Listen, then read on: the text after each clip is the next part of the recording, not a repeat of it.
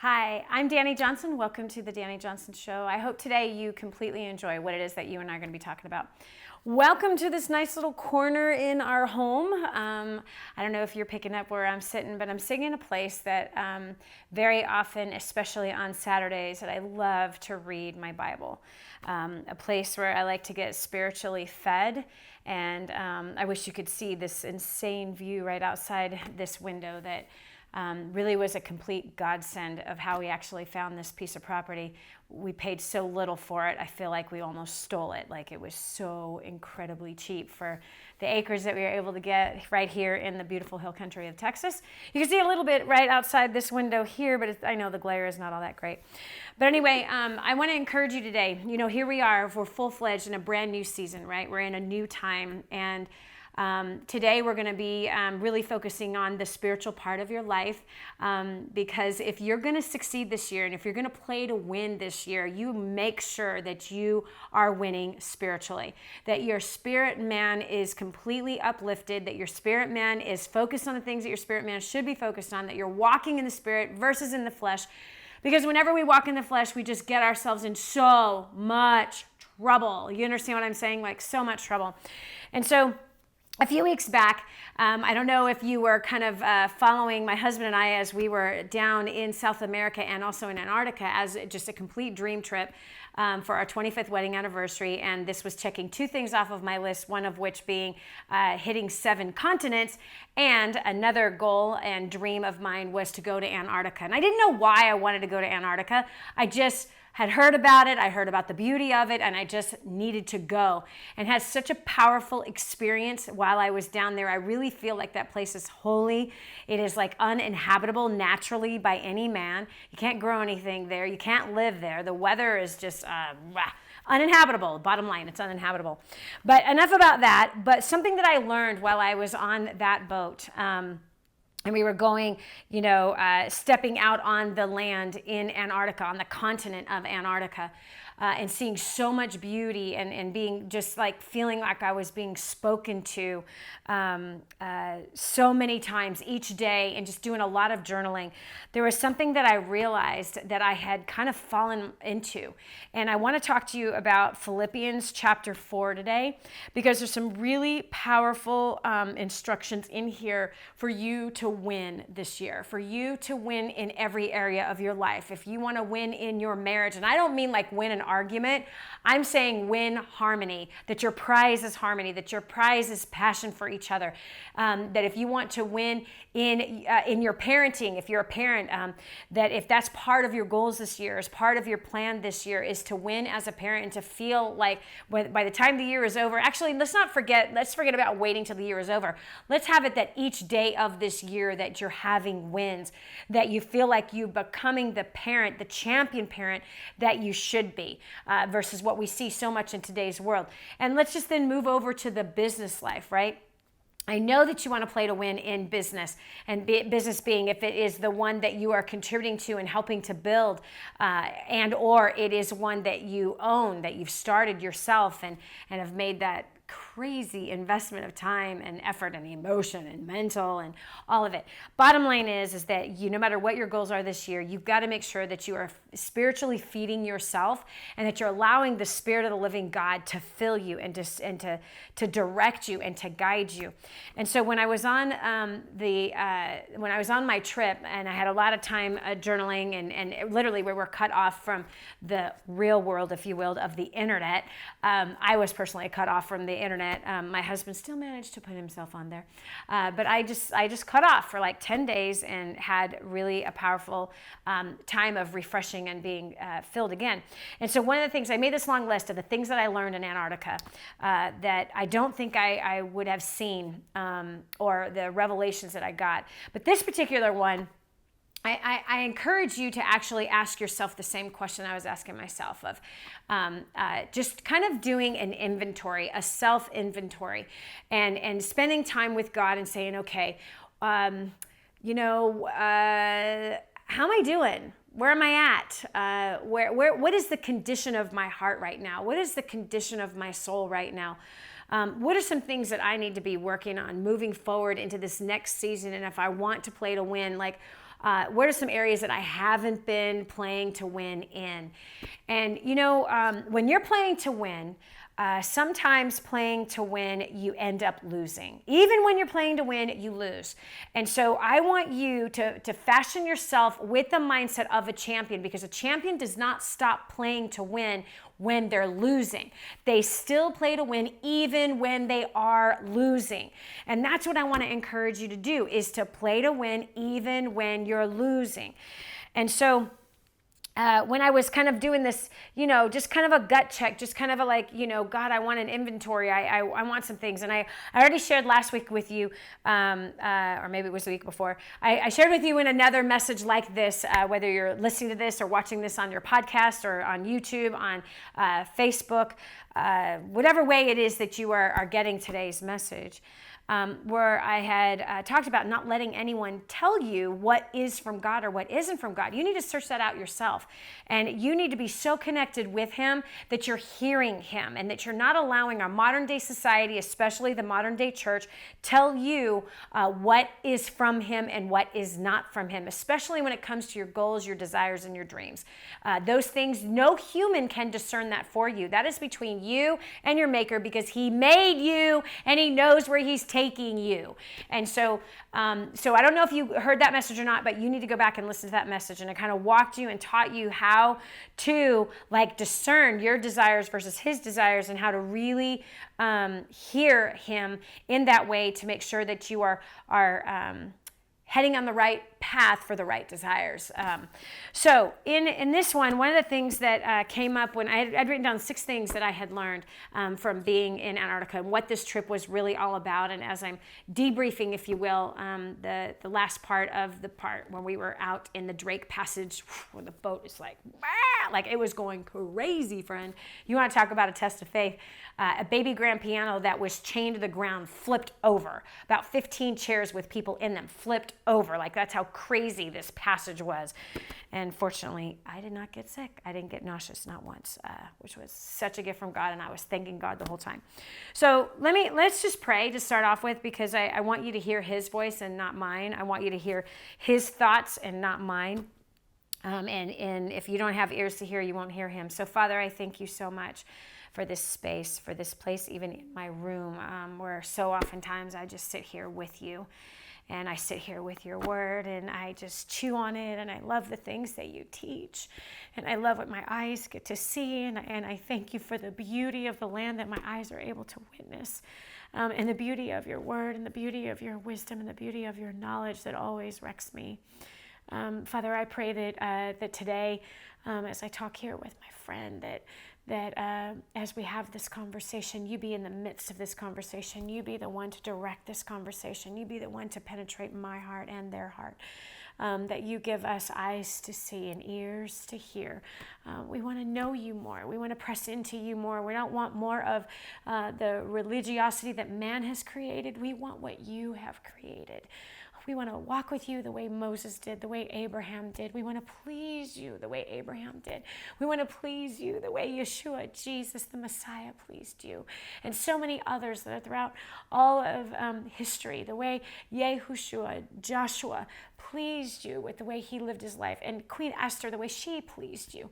The way Daniel lived out his life. And Meshach, Shadrach, and Abednego, how they pleased you and how they walked with you. Father, I just want my spirit to be so close to yours that I just don't miss a moment. I don't want to miss a moment. I don't want to waste any more time. If I look in the last 50 years of my life, how much time I have wasted, I just don't want to do that anymore. Yeah, so Father, I pray you bless this time and you bless this teaching and you show us your truth. In the name of Yeshua, and also in Abraham, Isaac, and Jacob. Yes, the Father of our faith, the Father of our faith, that you hear us in the merit of them who lived, who died, who walked by faith with you. Amen. Okay, so, yeah. So one of the things that I wrote down in my journal when I was asking God to give me eyes to see about what needs to change in me, one of the things that I had realized that I had spent a period of time. There were some things that happened in the year, that probably happened to you too, right? I broke my ankle in May, and it took 6 months before it was like normal again.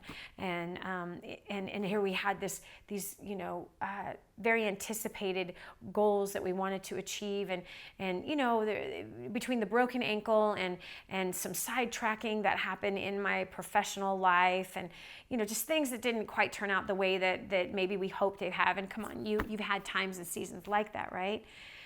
And so here I was, I realized that I let my head get into a place where I spent way too much time thinking about things that were upsetting me. I spent way too much time zeroing in on things that I had requested that people just ignored, or that I felt they had ignored. The reality is they had a lot on their plate, and if I'm not in their face every day, of course they're forgetting what the request was. That how we had set up to do specific things, and how I felt was like, man, like every time I keep meeting with certain people, it just seems like those agendas that we spent all that time creating, just like they're just not happening. I felt like my agendas were just not the agendas that were important to various different people. And so, listen, I want you to know, I say this in all honor. We have the most incredible team of people that we work with, and their hearts are so in the right place, and they are so for our mission of impacting 100 million lives by 2035. And so it is sometimes that a set of circumstances causes different things to happen. And the reality is I'm not around a lot. And so this is part of the things where I pick my battles in running companies, is that the bottom line is that for me personally, the energy and effort that I'm willing to put into something, I have a certain amount of hours that I'm willing to put into something. And so with those hours and with that kind of setup, there's going to be mistakes. There's going to be things that go slower. There's going to be things that get misunderstood, misconstrued, and taken out of context. And if I'm not in people's faces every day, 40 hours a week, which I refuse to do, I haven't worked more than 20 hours a week since I'll just say a lifetime ago, literally a lifetime ago. I found the secrets to time. I really did. I found the secrets of time and how to build multi-million-dollar companies on 20 hours or less a week. And I found the secrets of time and the secrets of communication skills that helped to where I could reduce the amount of hours I spend in the business life so that I could have more time with my spouse, and I can have more time with my kids and my grandkids, and have more time traveling the world, have more time spending with God, having more time just kind of settling down and processing things, and more time with different family members and things like that. Those are the things that are more important to me. Time with God and time with my family is like more important to me than business and all these other things. Although we have this, mission of impacting 100 million lives by 2035, and we are well on our way already to doing that, which is like crazy and exciting, like really crazy and exciting. And so anyway, so you have to pick your battles, right? When you pick what your priorities are, sometimes when you set off on a goal, which a lot of people are focused on right now, when you set out on a goal, sometimes those goals have to be adjusted based on the time and the talent that you have and the talent of your team. And time will tell you as you're heading off on the path to achieve those things. Time will tell you whether or not you have the right talent around you. Time will tell you whether or not you have the right timeline. The time will tell you whether or not you're investing your time in the right place or not. And again, you have a goal, and it might be something huge, it might be something small, but when you have that, like I said, and please understand this, there's not a failure, and it's not that people have failed you, it simply is that the circumstances are communicating something to you. And what it's communicating to you is that not to quit, but that there needs to be an adjustment made, whether it's an adjustment of how much time you're giving yourself to do the thing, it's an adjustment of the kind of talent that you have around you, or who you've assigned to do those particular things. You have to just really allow the circumstances to speak to you. And you have to ask the question, okay, God, what are you speaking to me through my circumstances right now? And I didn't ask that question soon enough. I didn't. And so I allowed myself between the ankle and all that kind of brings up inside your body. When you've got a part of your limb that isn't working, like it does something to your head, right? And that was kind of interesting. And then so I allowed my head to kind of go. I allowed my mind to get too loose. I allowed my mind to not have as much discipline as I should have had. And I started to kind of let my mind loosen up again. To be honest with you, I let my mind kind of get fat. You know what I mean? How do you get fat? You might not know how to get fat. I know how to get fat. Boy, do I ever. I was 50 pounds overweight 4 different times in my life without being pregnant. And that was like in between pregnancies. Yeah, like didn't gain very much in the pregnancy, but after it was like, oof. Anyway, so I allowed my mind to get fat. I did. I allowed it to get fat. How do you get fat? You get fat by not being disciplined and not having a plan. You get fat by not really thinking through what you're about to put in your mouth, but you just kind of just very loosely just eat whatever. You don't have a plan. You're not really thinking about the consequences about what you're putting in your mouth. You know what I mean? It's the same for our mind. It's the same exact thing for our mind. So I kind of allowed my mind in, and I would say even allowed the broken ankle to, just let me get loose and kind of just get fat mentally, right? So more undisciplined. I got more, just less sharp, if you will, less intentional with my thoughts. And wow. So I'm sitting on this boat and I'm meeting various different people. And I promise you we're going to get to Philippians 4. But you got to have the background of what brought this revelation. I'm sitting on this boat and we're on our way back and the Drake Passage is crazy, right? I already told you the piano flipped over, like a baby grand piano that was chained to the ground, flipped over, and 15 people flipped over. And I show up for lunch and the same man that has, because Hans and I pick like the same table that we sat at every single day on this boat. And I had a conversation with Ishmael de Jesus. Okay, so Ishmael de Jesus, right, is his name. And he's from the Philippines. And Ishmael is, you could see it in all of their eyes, right? So, everybody that is working there, this is a very tormenting thing because it was 2 days and half of a whole nother night, right? So it started around 7 o'clock at night on the first night, went all the next day, and the next night, through the night, all through the next day and through the night, right? So we had 3 nights where it was like, bam, bam, bam, bam, bam. It stopped being crazy around 10 o'clock on the 10:30 on the third night is when it stopped like crazy, where you feel like you're gonna fall out of the bed. It got to where it was like a nice little, a nice roll that was a little bit more doable. So the first night I'm watching, second night, lunch and then dinner, and I look at the staff and I just go, oh my gosh, like I can't believe they're doing this. I cannot believe they're doing this. And I asked the maitre d' and I just said, gosh, like how are you doing this? And he says, ma'am, it's tormenting, with his beautiful Indian accent. It's torment. And it's every 10 days.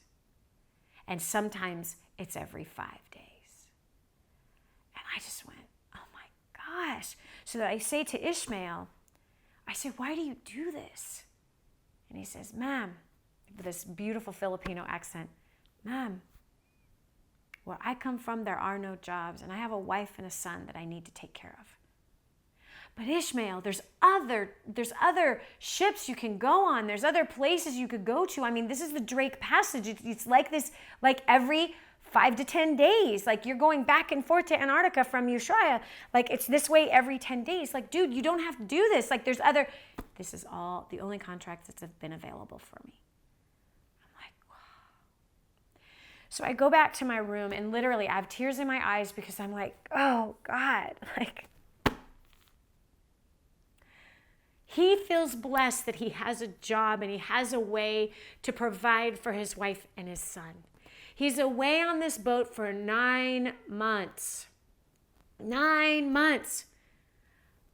That's complete hell. I mean, fortunately, I had those little things that go in my, wrists, and I managed for those 2 days and 3 nights. But my poor husband, he was taking every, drug that was available that they were like handing out these drugs like it was candy, and, had the patch, and was taking the medication, anti-vertigo medication, and still he felt horrible. He felt horrible.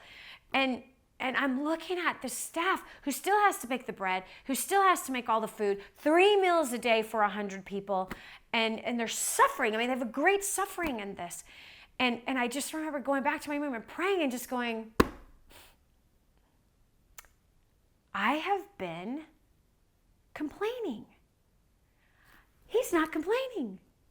I have allowed my mind to look at the list of things that have not gone right. I have allowed my mind to look at the things that have upset me. I've allowed my frustration to rise up in my career. I've allowed, and I'm not saying it went on for a year. It didn't. I can't even say it went on for 6 months.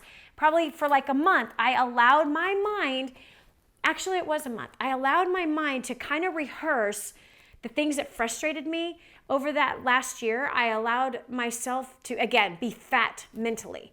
I allowed thoughts into my head without holding them captive, without pointing my mind to think on things that I should be according to the scripture, according to Philippians 4. But instead, I focused on things that upset me. I focused on things that frustrated me. I focused on things that didn't go right. I focused on mistakes that I made. Mistakes that I'm just so not happy about. Things that I did that were stupid. Things that I regretted. And I allowed myself to get into kind of a sea of disappointment for several weeks. Where I just was getting lower and lower and lower. And I'm not saying to a depression, but I am saying not from the place that I normally will be thinking from in a very disciplined mind. But instead, I just allowed myself, and it started with breaking my ankle. It literally started with breaking my ankle that I just started to get loose. It's obviously I can't work out. My ankle's broken. I could have worked out my arms. I could have done sit-ups. I could have done, not squats, but I could have done lots of things in all reality. But I just let myself, I just let myself do that. And that was dumb. And so as I was, for a month, I was reevaluating my year, and I just was stupid with how I was reevaluating. And until the Drake passage, which I wouldn't have gotten that revelation, right? As I'm sitting with this precious man, and I'm hearing him with gratitude talk about the job that he has, and even though it's tormenting every 10 days, sometimes every 5, he's just grateful he can provide for his family. Man, I'm a spoiled, rotten brat, right? And so are you. Think about the things that you've been complaining about, right? So I wrote that down in my journal, ooh, this trip has been about, exposing to me where I've complained, what I put my mind on, what I've focused on. And it was about me, where I screwed up continuously, where I kept falling short continuously. So look at this.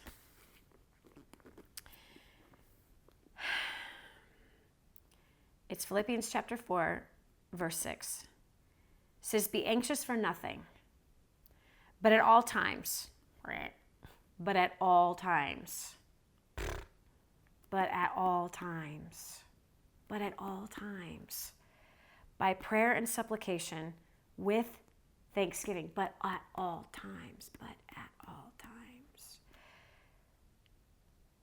By the way, I read this while I was on the boat. I finished out the whole Bible while I was on the boat. Be anxious for no thing. Be anxious for no thing. But at all times. It doesn't say but sometimes. It doesn't say whenever you think about it. It doesn't say, most of the time. It doesn't say 90% of the time. It doesn't say 50% of the time. It says, but at all times. Be anxious for nothing. Be anxious for no thing. Be anxious for no thing in business. Be anxious for no thing of what's going on in your marriage. Be anxious for no thing that's going on with your teenager who's doing drugs. Be anxious for no thing that your toddler's driving you crazy. Be anxious for no thing that has to do with your debt and with your money and with your health and your cancer even. Be anxious for no thing. Be anxious for no thing of who is attacking you verbally and who is hurling missiles of false accusations against you. Be anxious for no thing. And in all times, but at all times, not 50% of the time, not 20% of the time, not 90% of the time, not 60% of the time, by prayer, this is your weapon. This is the instruction. By prayer and supplication, with thanksgiving, make known your requests before Elohim. By the way, I'm reading from the Aramaic Bible. It's so awesome. It's the original language that this was written. The Second Testament was written in Aramaic first, translated then to Greek, Greek to English. So I like to get as close to the original text as possible, so that's what I'm reading from. So be anxious for no thing, but at all times, by prayer and supplication with thanksgiving. Isn't it crazy how busy we can get sometimes? Isn't it crazy that we can get busy? And with the busyness, like you wake up in the morning and your head is on, what your coworker said yesterday, or what your husband said yesterday, or what your kid still did not obey, right? Right? Or gosh, the president passed this thing, and do you know what I'm saying? It's like nothing's ever changing. And it just starts with one morning with your head on that thing, and then you get up and you attempt to read your Bible. And what are you doing when you're reading your Bible? You're just seeing the words, but are you allowing the words to get inside of you? Are you allowing the words to change you? Okay, because that's what it says it is. That the word of Elohim is like a two-edged sword. It changes you. It cuts through bone and marrow. It cuts on the inside. And so you could sit there and read the words, but it doesn't say anything, right? It's not speaking to you. And I spent too many days allowing that to happen. So be anxious for no thing. Be anxious for no thing that the policy isn't being followed through with. Be anxious for no thing. That includes no thing includes everything. Do you understand what I'm saying? It includes everything. But at all times is all time, 24/7. By prayer and supplication with thanksgiving. So here's Ishmael de Jesus, who is grateful that he has a job. And he's there trying to serve water while the freaking boat is going like this. He's there trying to meet the needs of everyone he's serving with a smile on his face. What? Away from his wife and kids. And by the way, without internet for a large portion of the time, where he can't even connect with them for days at a time, especially during the Drake passage. And during the Drake passage, you can forget about it. With thanksgiving. So whatever it is that you're walking through right now, this is a great strategy. This is a powerful strategy. That with thanksgiving, at all times, by prayer and supplication, with thanksgiving, make known your request before Elohim. Isn't it really funny that somehow, and I don't know if you found this or not, but I just know I found it this way, that for some reason I got it into my head somewhere along the way that as a believer in Yeshua, Jesus the Messiah, that if I'm going to pray, I have to pray for things that are about the Bible. Right? That it has to be like over spiritualized. That it has to be like, I can only pray for world peace, or I can only pray for, do you know what I'm saying? Like I can only pray for things that are, spiritual. So then it kind of leaves out this, it leaves out my work life, doesn't it? So because you would think, so many of us think that our work life is not spiritual, our marriage isn't spiritual, raising kids isn't spiritual. It's all spiritual. It's all spiritual. Our finances aren't spiritual. So if you've gotten that into your head, like I did for a minute, many years ago, that, okay, wait a second, if I'm going to pray, I'm going to pray according to the word. I don't know who taught that, or where it got into my head, that if I am wrestling with something with my husband, or I'm wrestling, meaning like internally, emotionally, mentally, that whatever I'm wrestling with, that if it's not a spiritual thing, then I better not bring that with Thanksgiving, making those requests to God. It can only be the request that, I don't know. I don't even know how to say it. That it has to do with my calling or the whatever. It just makes me sick to my stomach. It's like gravel in my mouth. Okay, so, and thank God I didn't stay there very long, because I didn't, where it's like, okay, make known your request. It doesn't say spiritual request. It just make known your request, right? So whatever it is that is coming at you, whatever it is driving you crazy, whatever it is that is, that is frustrating you, whatever it is that you're anxious about, whoever it is that you're anxious about, bring that. Okay, look, but at all times, be anxious for nothing, but at all times, by prayer and supplication, with thanksgiving, make known your requests to him, whatever it is. Be not afraid to ask for everything. For everything. So I want you to make a list of what you maybe have been anxious about. Make a list. And then take it to him. Take it to him. I'm like, okay, so here's one. Regret. I had regret that I had not done this good enough this last year. The last month of the year. I had not done this good enough. I let my head go and think where it shouldn't have. I allowed my brain to get fat, undisciplined, unyielding. I just let it go. And so regret was one of them. So it's like, oh, God, forgive me. I need to forgive myself for the regrets that I have. I've been so focused on my regret that it's like digging a hole inside of me. So even that, okay? Or if you did something that you really regret, that you are like ashamed of, like, bring that to him. Father, man, I can't believe I failed you again. I did it again. The thing I said I don't want to do, I did it again. I'm so sorry. And I choose right now, with using my words, to forgive myself for doing it again. I screwed that up again. Do you understand? So I'm going to stop right here, and we will continue next week with the next part that I want to get into. So just do this. Just right now, make the list of the things that have caused you anxiety, the things that have caused you frustration. And I want you to lay those out and ask him to forgive you, forgive yourself, and lay those out before him. And just with Thanksgiving first, right? With Thanksgiving. And if you can't find something to be thankful for, just think of Ishmael, who is out in the Drake Passage right now, right? With pianos flipping over, chairs with people in them flipping over, and he has to serve water with a smile and somehow make it in the glass. Okay? And he chooses to do that because he is thankful to have a way to provide for his wife and his son, to give his family a better life. It's that or starvation. It's that or homelessness for him. So he's grateful that he can provide for his family. So have you been unthankful?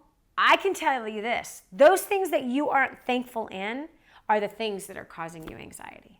There is a direct connection. We see it right here. There's a direct connection. This thing starts about being anxious for nothing. What causes us anxiety is not being grateful, is not entering in with thanksgiving. There's so much you can thank him for. And when we stop thanking him is when anxiety starts to rise up inside of our souls.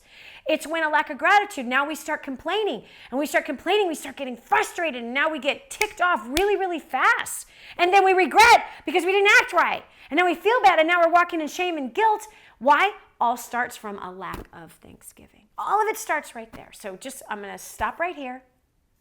I want you to make a list of what you've been anxious about. I want you to analyze that and sit there and go, man, have I been thankful in those areas? Nope. Have I brought my request to him? Nope. But instead complained? Have I complained? Have I just like camped out on frustration instead of bringing those requests to him? I have watched God do the craziest and wildest things. I really have. Even as of last week, even as of today,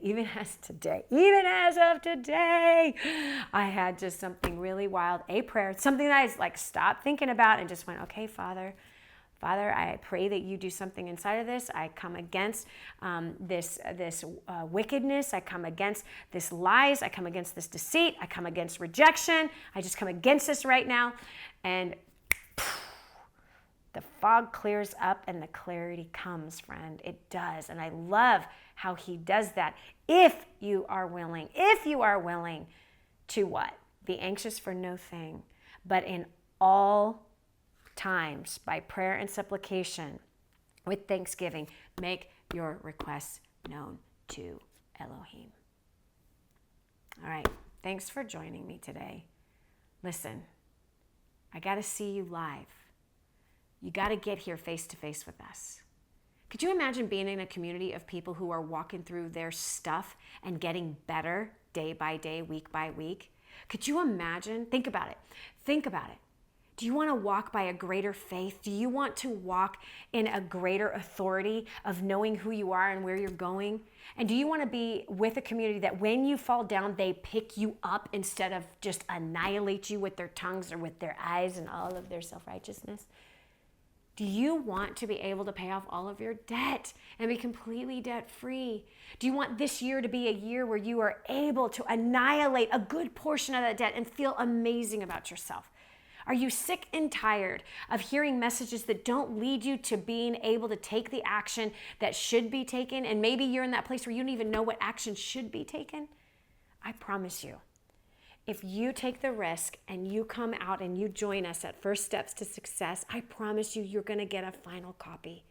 That even when I, for example, found myself and started to notice my mind starting to get a little bit soft, where was I? I was with a community that loves me in my failures, that loves me in my short-term places of where I've fallen off a track.